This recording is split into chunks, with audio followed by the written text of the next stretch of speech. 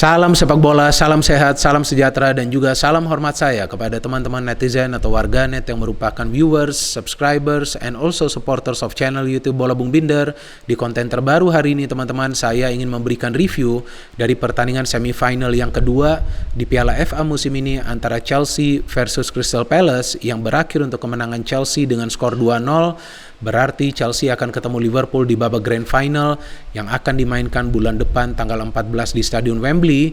Dan Chelsea sudah 3 kali berturut-turut lolos ke babak grand final Piala FA teman-teman. Nah, kita tunggu tahun ini apakah bisa menang lawan Liverpool atau tidak. Dan uniknya, ini kan adalah pertemuan kedua tim untuk kedua kalinya di sebuah pertandingan final. Karena sebelumnya kan Liverpool sudah lawan Chelsea di pertandingan final Piala Liga Inggris yang dimenangkan Liverpool melalui tendangan penalti atau yang biasa kita kenal istilahnya itu adu penalti. Tapi yang nanti akan menarik kita tunggu pertandingan final ini, apakah kedua tim ini akan bisa memenangkan pertandingan dalam waktu normal, yaitu apakah 90 menit, ya mungkin juga lanjut ke babak extra time. Karena kita tahu bahwa dua tim ini sebetulnya punya kemampuan untuk mencetak gol, meskipun Chelsea kita tahu tidak punya striker yang bisa banyak mencetak gol alias goal getter, beda dengan Liverpool yang punya Sadio Mane, yang punya Salah, yang punya Jota. Betul kan, 3 pemain tersebut produktif, tapi Chelsea selalu menemukan cara untuk bisa mencetak gol. Sering aja ada pemain dari second line yang bisa mencetak gol, atau ada pemain-pemain lain yang biasa tampil sebagai striker palsu alias false nine yang juga bisa mencetak gol.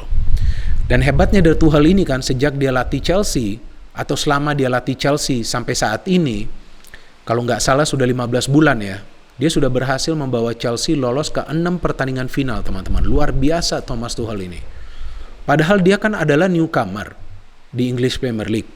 Dalam waktu yang singkat dia bisa membawa Chelsea menjadi tim yang konsisten dalam urusan bersaing at the top level. Ini tidak mudah loh teman-teman. Maka itu tidak perlu diragukan lagi kejeniusan dari Thomas Tuchel. Maka itu saya bingung, banyak juga yang masih mengkritik Thomas Tuchel dengan konsep permainannya, dengan formasinya. Mungkin mereka tidak paham bahwa dengan formasi dan konsep permainan yang dia terapkan di Chelsea, ya maka itu Chelsea sukses. Coba lihat dengan Arsenal, tim yang saya support. Justru yang harus dibully itu Mikel Arteta. Apa yang bisa dia lakukan di Arsenal dengan pemain-pemain banyak yang sudah dia beli musim ini? Seharusnya Arsenal itu dengan tidak bermain di Eropa, dengan sudah tersingkir di Piala FA dan juga di Piala Liga, seharusnya bisa berada di top 4 zone dengan aman dan nyaman. Yang terjadi justru Arsenal kalah dalam 3 pertandingan berturut-turut. Ya saya ragu sih jika Arteta itu akan dipertahankan. Tapi jika Arteta dipertahankan, ya mungkin memang manajemen Arsenal tidak ingin Arsenal itu bersaing di papan atas. Karena kita lihat dia tidak bisa menyatukan para pemain, permainannya tidak konsisten. Ya udahlah, males juga bicara tentang Arsenal ya. Saya ingin fokus dengan Chelsea. Oke, Chelsea bisa menang dengan skor 2-0. Bagaimana caranya? Saya memang tidak membuat konten preview dari pertandingan ini kan teman-teman, karena saya sudah yakin bahwa Chelsea akan menang. Bukannya saya meremehkan Crystal Palace, karena Palace juga adalah tim yang sekarang permainannya lagi bagus. Mereka dilatih oleh mantan pemain dari Arsenal, Patrick Vieira. Jadi Palace ini tidak seperti masa lalu yang hanya mengandalkan permainan agresif, physical game, mengandalkan long ball passing, tapi juga mengandalkan umpan-umpan pendek, mengandalkan pergerakan tanpa bola, dan juga mengandalkan counter attacking yang mematikan. Apalagi mereka punya pemain-pemain yang cepat seperti Ayu, Zaha, Matete, Schlupp, dan pemain-pemain lainnya. Tapi ya kita lihat lawan Chelsea, setelah mereka berhasil menahan Chelsea di babak pertama itu, ya ketika Chelsea meningkatkan tempo permainan, ya akhirnya mereka tidak bisa mengimbangi pressing yang dilakukan oleh para pemain Chelsea, dan terlihat mereka kewalahan untuk bisa mengawal pergerakan dari para pemain Chelsea. 3 pemain yang di depan ini saya namakan trio HMV.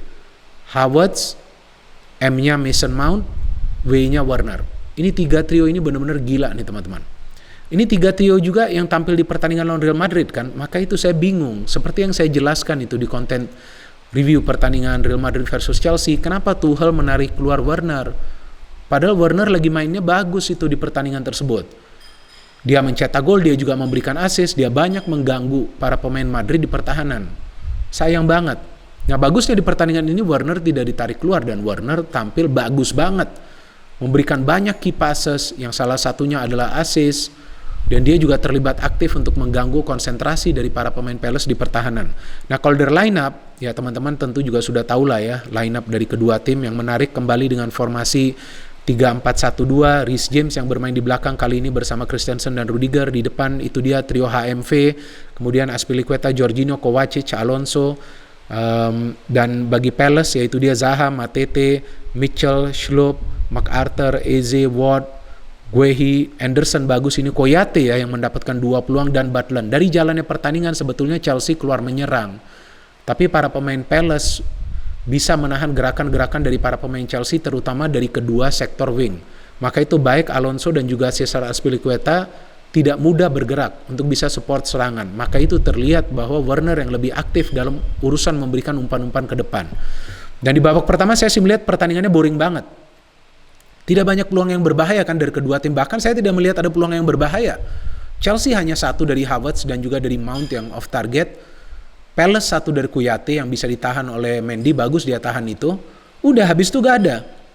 Para pemain Palace juga tidak bisa menyerang ke pertahanan Chelsea. Para pemain Chelsea juga yang sudah menguasai bola lebih lama tidak bisa membongkar pertahanan dari Palace. Kenapa? Karena para pemain Palace melakukan man marking. Tapi ketika memasuki babak kedua, nah sebelum babak kedua itu kan kita tahu bahwa Kovacic keluar dan Ruben Loftus-Cheek yang dimainkan kan, RLC. Nah RLC ini adalah pemain yang sebetulnya memang diperlukan Chelsea karena pergerakannya ini liar, artinya dia tidak akan stay di satu posisi. Dan memang dia adalah pemain yang sulit dikawal karena pemain ini bisa membangun serangan juga dari lini tengah. Dan baru saja babak kedua dimulai sebetulnya Rudiger tuh kan hampir mencetak gol. Terlihat para pemain Chelsea ini ngotot ingin menyelesaikan pertandingan di 90 menit. Karena sebelumnya kan mereka sudah main sampai 120 menit tuh lawan Real Madrid. Ya tentu akan riskan jika masuk lagi ke extra time, dan mereka meningkatkan tempo permainan mereka. Mereka memberikan pressing yang lebih ketat kepada para pemain Palace sehingga para pemain Palace hanya bisa memainkan bola di lini pertahanan mereka. Dan ketika mereka memainkan bola di lini pertahanan mereka, baru itulah pressing dari para pemain Chelsea berhasil. Karena Cesar Azpilicueta bisa merebut bola dari Mitchell kalau nggak salah, memberikan bola kepada Jorginho ya, terus Jorginho kepada Havertz, dan Havertz coba untuk memberikan crossing tapi terkena pemain Palace, dan Ruben Loftus-Cheek lihat tidak ada yang mengawal bisa mencetak gol. Kenapa Ruben Loftus-Cheek tidak ada yang mengawal atau tidak dikawal oleh salah satu pemain dari Palace? Karena begitu banyak pemain Chelsea yang bergerak masuk ke dalam kotak penalti mengacaukan konsentrasi para pemain Palace, sehingga mereka mengawal para pemain Chelsea yang masuk berlari ke dalam kotak penalti, bukan pemain Chelsea yang berada di free position. So unggul 1-0, ya udah ini pertandingan milik Chelsea, dan akhirnya Mason Mount bisa mencetak gol, umpan dari Werner. Bagus sekali Werner ini permainannya di match ini, benar-benar dia sekarang berada dalam top performance dia, dan saya harapkan Tuchel terus memberikan dia kesempatan. Dia memberikan assist yang bagus dan Mount bisa menyelesaikan peluangnya. Kombinasi di antara dua pemain ini memang bagus sekali seperti yang mereka tunjukkan di pertandingan lawan Real Madrid. And Lukaku yang masuk sebagai pemain pengganti sayang banget mendapatkan peluang tapi tidak mencetak gol. Siapa yang memberikan umpan? Timo Werner lagi. Dan salah satu hebatnya yang saya akuin dari Thomas Tuchel adalah dia juga berani mencadangkan Lukaku terus-menerus. Padahal Lukaku adalah pemain yang dibeli dengan harga mahal. Kenapa dilakukan itu ya? Karena memang dia tidak kompromi dengan pemain manapun yang tidak bisa perform. Ini pelatih yang hebat. Jadi kalau gak perform ya gak perlu main dulu. Tapi tetap dikasih chance sebagai pemain pengganti. Sebagai pemain pengganti pun dia tidak bisa mencetak gol. Nah itu salahnya Lukaku. Maka itu saya juga gak yakin bahwa Lukaku akan tetap dipertahankan musim depan. Jika ada klub lain yang ingin membeli Lukaku, saya pikir bahwa Chelsea akan menjualnya. Ya, jadi Chelsea sudah berhasil lolos ke final, dan jika Chelsea full team nanti di pertandingan final, maka saya mengunggulkan Chelsea untuk menjadi juara. Jika Chelsea full team, maka itu kita tunggu. Karena Chelsea ini kan sebelumnya juga sempat bersaing di papan atas untuk menjadi juara kan. Tapi ketika beberapa pemainnya silih berganti mulai cedera, baru kemudian mereka kehilangan momentum. Nah, jadi jika mereka full team, saya pikir mereka punya peluang untuk menjadi juara dari Piala FA musim ini. Bukannya saya meremehkan Liverpool, tapi saya melihat organisasi permainan dari Chelsea bagus banget di pertandingan kemarin malam, dan juga bagus banget di pertandingan lawan Real Madrid. Lawan Real Madrid mereka lupa sudah unggul, seharusnya mereka bermain lebih kompak lagi, tapi mereka tetap bermain terbuka seperti yang mereka terlena. Tapi di pertandingan ini setelah unggul 1-0 mereka main kompak lagi, menyulitkan para pemain Palace, sehingga para pemain Palace hanya mendapatkan menurut catatan saya itu 2 peluang yang berbahaya. Luar biasa Chelsea lolos ke final. Kita tunggu nanti pertandingan final antara Liverpool versus Chelsea yang saya yakin akan berjalan menarik. No hate, only football. Salam sepak bola.